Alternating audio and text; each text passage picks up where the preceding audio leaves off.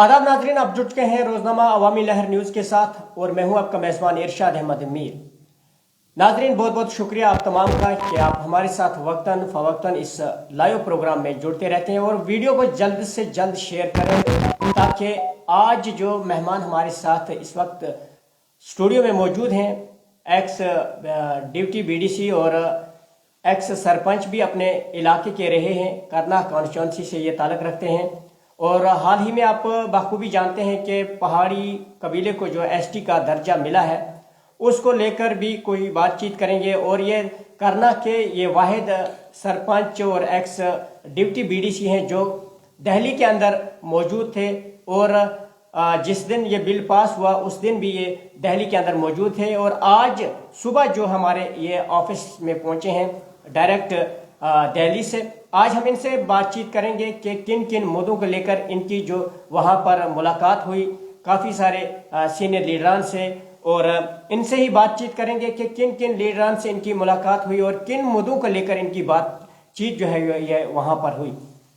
तो रहीम साहब, आपका बहुत बहुत शुक्रिया कि आप हमारे इस प्रोग्राम में आज जो खास प्रोग्राम है बिस्मिल्लाहिर्रहमानिर्रहीम, आपका भी शुक्रिया, आपने मुझे बुलाया, मैं यहाँ पे आया। मुझे सबसे पहले एक दुख आता है कि करना से लोग वोट लेके जीतते हैं और जीतने के बाद करना को भूल जाते हैं, तनख्वाह भी उसी की खाते हैं और पेंशन भी उसी की लेते हैं। हमें तो लोगों का दर्द है, कौम का दर्द है, इलाके का दर्द है और काम करने की शौक भी है। हम दिल्ली आज नहीं गए, हम दिल्ली पहले भी गए। जब हम सरपंच बने हमारे BDC साहब साथ में थे और उस वक्त भी हम दिल्ली पहुंचे। वहाँ पे भी हमने कोई न्यूज़ नहीं छोड़ी, कोई चैनल नहीं छोड़ा, कोई मिनिस्टर नहीं छोड़ा जिससे हम नहीं मिले। आज जब हम वहाँ पे गए तो वहाँ पे जब मैंने देखा, सबसे शुक्रगुजार हूँ पुनश और रजौरी के लोगों का, उड़ी का और ट्रागाम के खासकर फार्मर MLC रफीक साहब का कि वो किस जदोजहद में लगे थे। तो हमने कहा कि हम भी तो बेकार आदमी हैं, हम भी तो उन्हीं के साथ क्यों ना शामिल हो जाएं। तो हम उनके साथ शामिल हुए तो काफ़ी लोगों से मिले, काफ़ी मिनिस्टर साहबानों से मिले, काफ़ी अहदेदारों से भी मिले। जब 6 तारीख को बिल पेश हुई, उसके बाद लोकसभा से जब पास हुई तो राज्यसभा की बात आई तो 3 दिन बेचैनी रही, नींद तक भी लोगों ने नहीं की। कभी किसके पास कभी किसके पास हर जगह घूमते रहे। अलबत्ता मुझे फ़ोटो खिंचाने की और कैमरे में आने की खास शौक नहीं रहती है। आज तो अगर किसी के घर में मेहमान नवाजी होती है तो उसका भी फ़ोटो उठाते हैं। और वहाँ पे एक डिसीजन दिया हुआ था कि भाई इसमें किसी को ढोल डगारे करने की ज़रूरत नहीं है, किसी को मतलब वहाँ पे किसी के साथ मुकाबले करने की ज़रूरत नहीं है। जब इस चीज़ को आप करोगे तो हम लोग नाराज़ हो जाएंगे। तो हम उसी हिसाब से चले, ना हमने कोई न्यूज़ चैनल पे गए और ना किसी मतलब हुक्म को हमने तोड़ने की कोशिश की।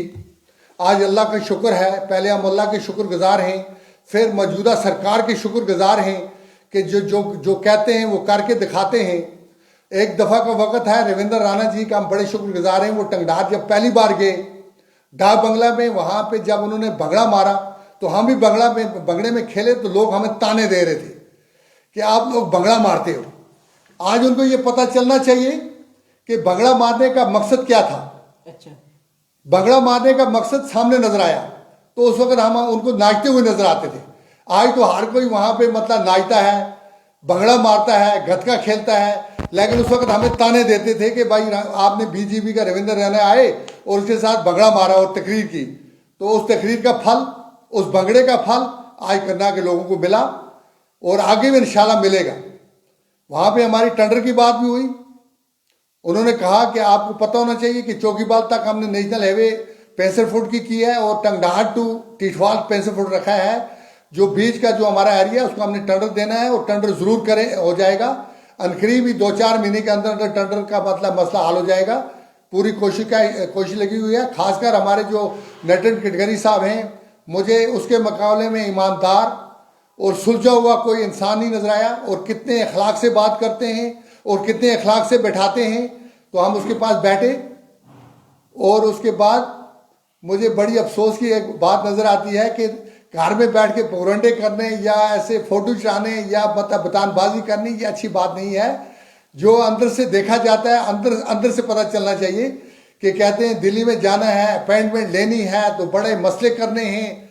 अरे मेरे भाई साहब, वो लोग ऐसे हैं कि कोई भी आदमी बिना अपॉइंटमेंट मिल सकता है और बिना अपॉइंटमेंट वहां जा सकता है। वहां अकबर रोड चले जाओ, तमाम ऑफिस लगे हुए हैं। आप वहां मतलब अपने कश्मीर बाउन में चले जाओ, वहां से मतलब एकदम मुलाकात करने के लिए मतलब फोन करते हैं, बज़ाब्ता उनके पीओएसपी के साथ पास नंबर लिखा जाता है और आधे घंटे के बाद मिल जाता है आदमी। ऐसे कोई हमको नजर नहीं आया।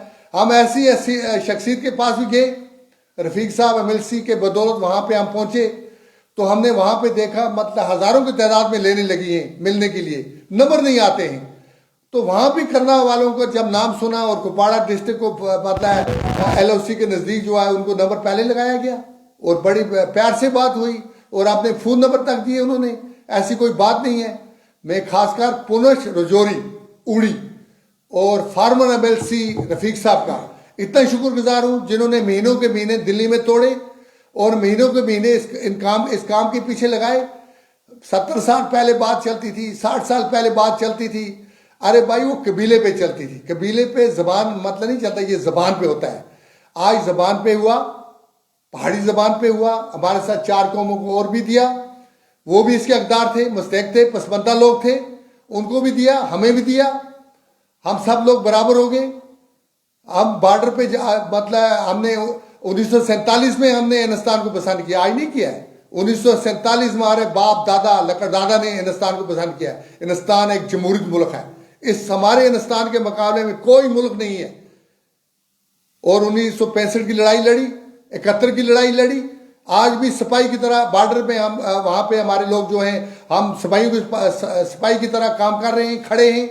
हमारे सामने जो हमारा पड़ोसी मुल्क है उसको हमेशा वो उसकी कोशिशें जो है नाकाम हो जाती हैं। हमारा टंगडार ऐसा है, कभी उसने किसी को मतलब तजरीद नहीं दी, मिटेंसी को तजरीद नहीं दी और ना आगे कभी देंगे। हम आज भी तैयार हैं, जंग के लिए भी तैयार हैं और पैदल जाने के लिए भी तैयार हैं, हर काम करने के लिए तैयार हैं। क्योंकि हमारा मुल्क किसी मुल्क से कम नहीं है। हमारा मुल्क अमन पसंद मुल्क है। ये गरीब को अमीर को एक नजर देखता है। मैं कहता हूं मेरे जैसा गरीब आदमी पुराने कपड़ों में, बिना धुले हुए कपड़ों में हमारे साथ मुलाकात की। हमें किसी ने कहा कि आपके कपड़े पुराने हैं, हमें किसी ने नहीं कहा कि आप कहां से हो। सिर्फ यही कहा जनाब एलओसी टंगडार रहते हैं, वहां से हैं।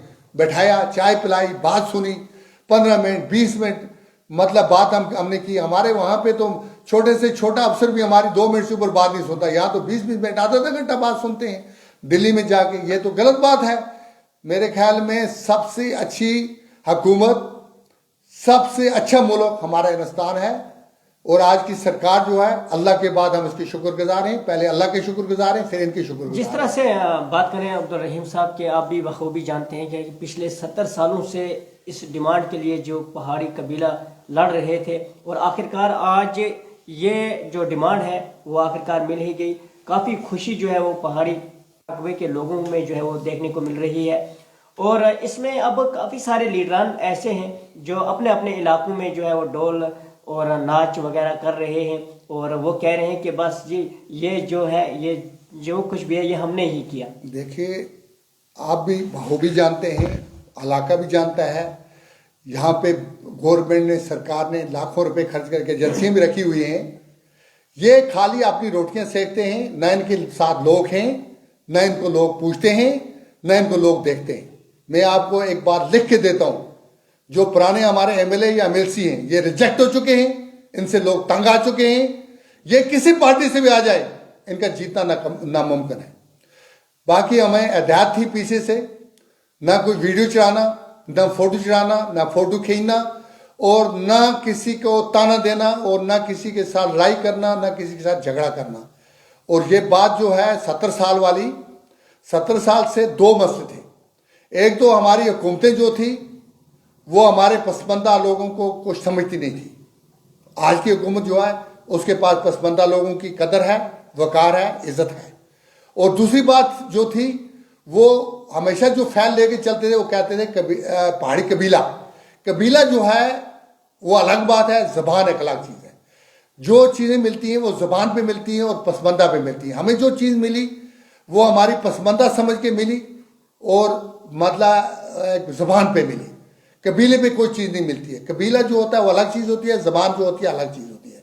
हमारे जो लोग हैं, हमारे साथ जो बाकी लोग भी 4 कौमें जो हमारे साथ शामिल की गई, वो भी पसमानदा हैं और इस चीज़ के काबिल थे और इस चीज़ के हकदार थे।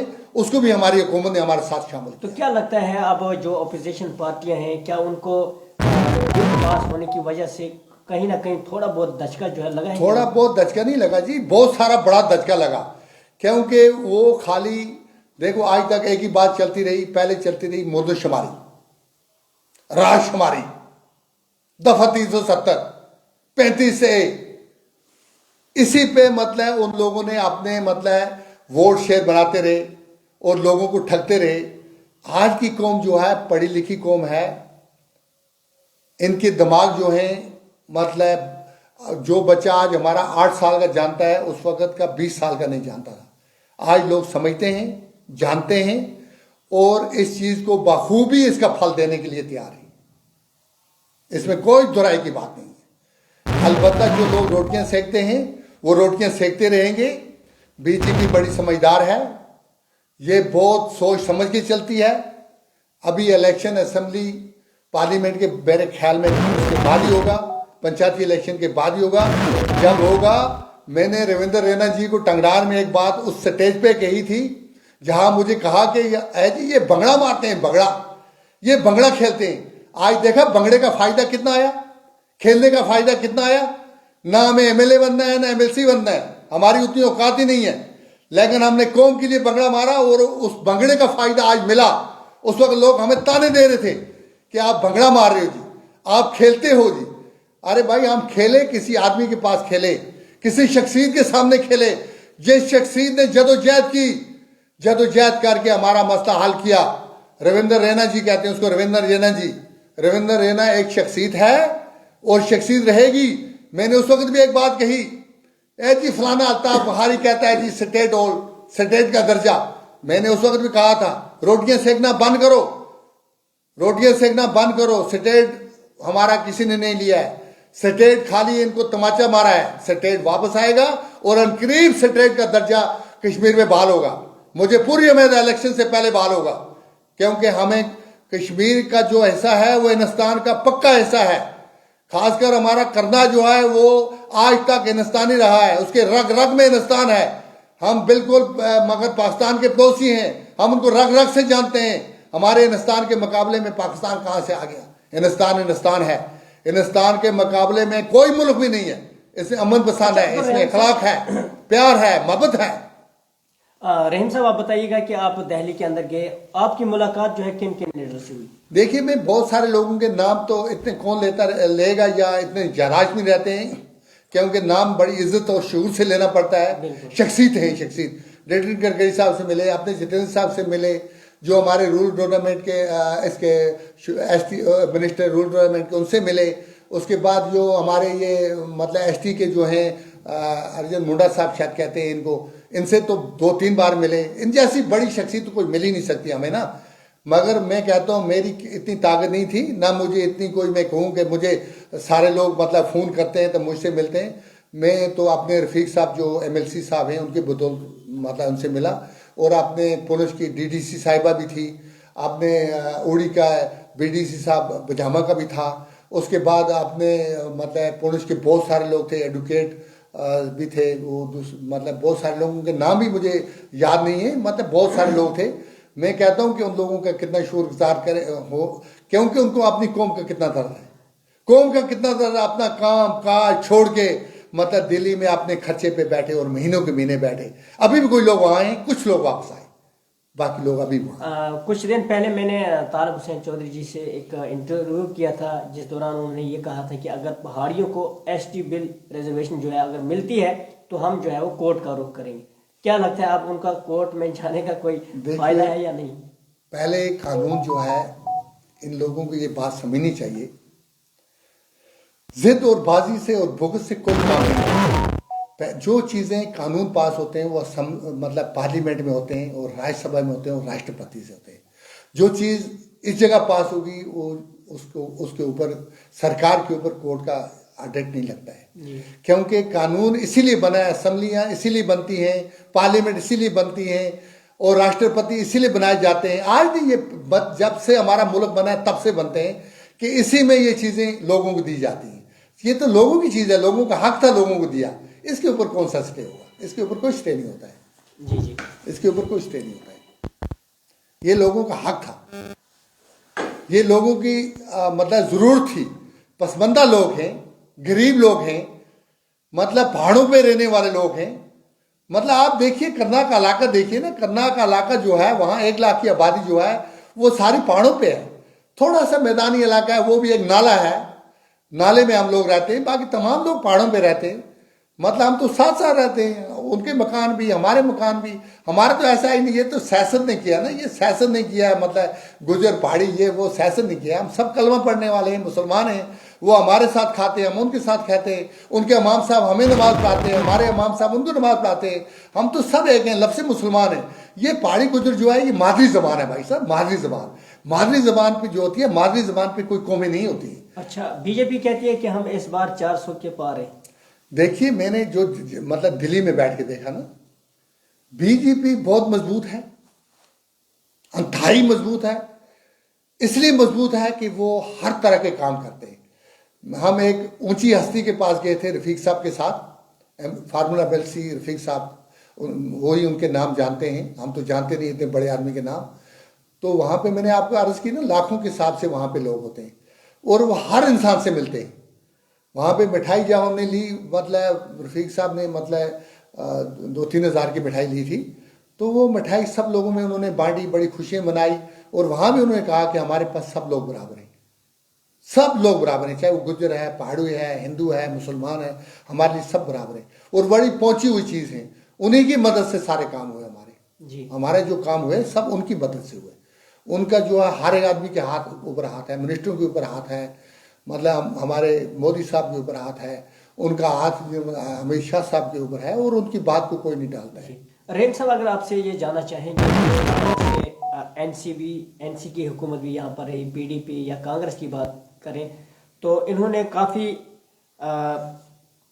जम्मू कश्मीर के अंदर इनकी हुकूमतें रही, लेकिन इन्होंने कभी पहाड़ी बरादरी के हवाले से इस बिल के बारे में जो है बातचीत नहीं की। देखिए, जो हमारे शेख साहब की हुकूमत रही तो काफ़ी उसमें ये भी था कि वो उनकी जो मादरे मेहरबान थी वो गुजरों में से थी। काफ़ी उम्मीदें थी हमारी कि हमारे साथ इनकी हमदर्दियाँ रहेंगी। हमारे वक़्त में करना में पहले कांग्रेस के पास सीट रहती थी जब यूनुस साहब का वक़्त था। उसके बाद एनसी के पास रही जब कुपवाड़ा रिगीपोरा तक, मतलब हमारी कुछ एनसी थी। आज तो खरालपोरा शुलूरा तक है जी। तो हमने घबराने की क्या ज़रूरत है, क्योंकि पहले हमारी जब रिगीपोरा तक इलेक्शन होते थे उस वक्त भी कैंडिडेट करना ही से जीतता था। तो उसके बाद एनसी के पास रही। उन लोगों ने खाली मतलब लोगों को उकसाया और अपना मतबल हासिल किया, काम कुछ नहीं किया। काम जो होता है वो आज नजर आया कि हकूक और हक और हकूक देखना, हक और हकूक जो है वो बीजेपी ने देखा और वो बराबर करके दिया जी। क्योंकि हमें एक मजाक नजर आती थी, करना एक बहुत कहते हैं जंगल में मोर नाचे किसने देखे। करना एक हमारा इलाका जो है बिछड़ा हुआ है, वहाँ पे सोशल मीडिया है लेकिन इतना किसी को फुर्सत नहीं है कि मोबाइल पे मतलब फेसबुक देखे। यहाँ पे टीवी पे आता है, बड़े बड़े चैनल हैं, बड़े बड़ी मीडिया है, यहाँ पे तो मतलब हर बात जो है मतलब वो सामने आती है। हमारी करना में एक ही बात है कि खाना खाओ, मेहमान बुलाओ और वहाँ पे खाना लगाओ, उसको सोशल मीडिया पे चढ़ा दो। तो मेरे ख्याल में मैं ये कहूँ कि दिल्ली में आके देखें वो कि दिल्ली किसको बोलते हैं, बीजेपी किसको बोलते हैं, लोगों की इतनी कितनी इज्जत है इनके पास, कितना वकार है, बड़ा वकार है, बड़ी इज्जत है। अलबत्ता हम ये कहें कि हर आदमी को कोई सिक्योरिटी देगा तो कहाँ से इतनी सिक्योरिटी आएगी। लाखों में लोग हैं तो हजारों में सिक्योरिटी है, तो खासकर अपने लोगों का हमें कोई खतरा भी नहीं है ना। देखिए, अगर मुझे आपसे खतरा है, आपको मुझसे खतरा है, फिर हमारी कौन सी पाबंदी है। इंसान वो होना चाहिए, लीडर वो होना चाहिए जिसको कौम के ऊपर हमदर्दी हो। जब हमें कौम के ऊपर हमदर्दी होगी हमें कोई खतरा नहीं है, कोई खतरा नहीं है। मुझे कई बार कहा कि श्रीनगर में आपको मार देंगे। जब मैं दिल्ली में गया, मतलब हमने 5 फरवरी को पाकिस्तान के खिलाफ न्यूज एडीएन में मतलब डिफेंस किया और उनके खिलाफ बोले, हमें कहा श्रीनगर में आपको मार देंगे। मैं श्रीनगर सारा घूमा, किसी ने नहीं मारा। जब मार देंगे तो मारने दो, हक की बात करेंगे, हकूक की बात करेंगे, इसमें कोई तरह की बात नहीं है। अच्छे को अच्छा हम बोलेंगे, बुरे को बुरा बोलेंगे।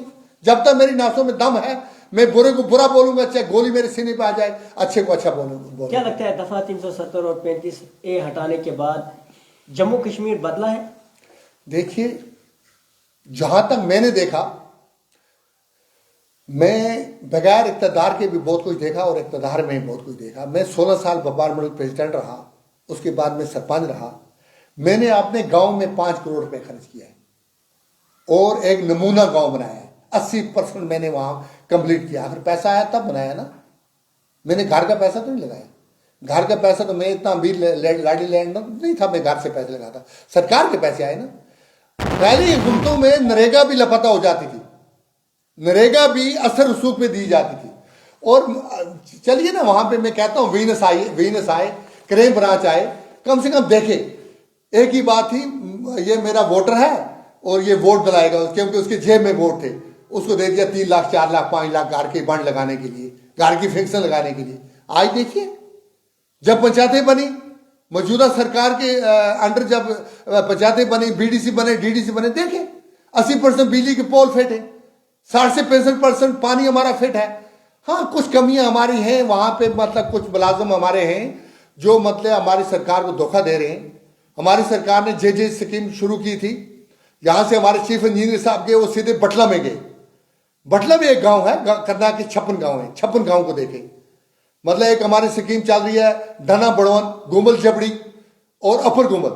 वहां पे डना बड़ौन तो पैप लगे और कोने गबरा जबड़ी में थोड़े से लगे, और गुमल जबड़ी और अपने अपर गुमल इसी तरह है पिंड है। हम कई बार असिस्टेंट साहब के पास गए, एक्जन साहब के पास गए, वहां किसी ने नहीं सुना। वो नकामी कुछ लोग कर रहे हैं। उनका इलाज तो बीजेपी करना जानती है, हुकूमत करना जानती है। टंगडार नाड़ में लगे, वहां एक खिनागा गांव है जो मतलब पानी की वजह से बिछड़ गया, वहां पर पैप नहीं लगे। धनी जितना में पैप इस तरह पड़े हैं, बड़ी जबड़ी में पैप इस तरह पड़े हैं। मतलब टिठवाल सिमारी में कुछ काम हुआ है, ठेकेदार वहां से लोगों के पैसे लेके लापता हो गया। हम इंशाल्लाह यहाँ से जाएंगे, हम चीफ इंजीनियर साहब से मिलेंगे और मतलब कोशिश करेंगे, हम इंशाल्लाह गवर्नर साहब से मिलेंगे। इसमें कोई दुराई नहीं। हम आए हैं मिलने के लिए, हमें कोई नहीं रोक सकता है। हम मिलते हैं, हमें हर जगह मिलते हैं। हम जब लोगों के मुद्दे लेके जाएंगे वहां पे हमें अब तक कोई काम नहीं है। मेरे लड़के 2 हैं, दोनों दुकान करते हैं, अनपढ़ हैं, 12वीं पास 10वीं पास को अनपढ़ बोलते हैं। हमें कोई अपने लिए कुछ नहीं चाहिए, हमें लोगों के लिए चाहिए। हम उस बारे में मिलेंगे। बाकी बहुत सारे काम हुए हैं, बहुत सारे मतलब पुल बने, रोडें बनी। करना के अंदर 95% मैकडम हुई। क्यों? आखिर तो ये नजर आ रहा है ना, हुकूमत के वक्त ये था, हुकूमत के काम सामने नजर आ रहे हैं। बहुत सारे काम सामने नजर आ रहे हैं, पावर के काम सामने नजर आ रहे हैं। पिछली बार पावर की हमें डिफीट थी, थोड़ा सा हमने वहाँ पे मतलब एहतजाज किया और उसके बाद इंशाल्लाह 30, 40, 50% हमारी पावर सही होगी।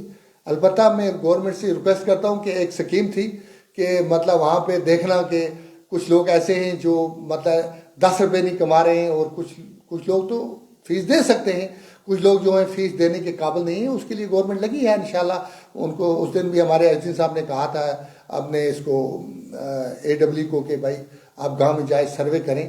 कुछ लोग अंधे हैं, कुछ मतलब अनमानू लोग हैं, कुछ लोगों के घर में मुलाजमत भी नहीं है, कुछ करने वाले भी नहीं है, मजदूरी करने के लिए उनकी फीस कम हो जाएगी। चलिए जी, बहुत बहुत शुक्रिया जी। ये थे हमारे साथ एक्स डिप्टी BDC और एक्स सरपंच भी रहे हैं, अपने इलाके के करना कानूचौंसी से ताल्लुक़ रखते हैं। काफ़ी सारी बातचीत की। तो फिलहाल हम यूँ कहें कि ये करना की तरफ से एक हीरो हैं और हीरो ही बन के ये यहाँ से अपने इलाके में जाएंगे, क्योंकि ये वाहिद वहाँ के सरपंच हैं जो दिल्ली के अंदर मौजूद थे और जो बिल पास हुई और उस बीच में भी ये वहाँ पर मौजूद थे। काफ़ी सारे दिल्ली के अंदर इन्होंने वहाँ पर काफ़ी सारे लीडरान से भी मुलाकात की, करना के हवाले से भी इन्होंने वहाँ पर बातचीत की। करना के मुद्दे और जितने भी मसाइल हैं वहाँ पर उन पर बात की। खासकर इन्होंने करना की जो सबसे बड़ी डिमांड है वहाँ पर टनल की, उस बारे में भी इन्होंने वहाँ पर बातचीत की। आने वाले वक्त में बहुत जल्द जो है टनल का काम भी लगेगा और सड़कें भी बनेगी, काफ़ी डेवलपमेंट होगी। तो फिलहाल ये करना की तरफ से एक बहुत बड़े हीरो हैं और हीरो बन के ये वहाँ पर पहुँचेंगे। बहुत बहुत शुक्रिया सर। आप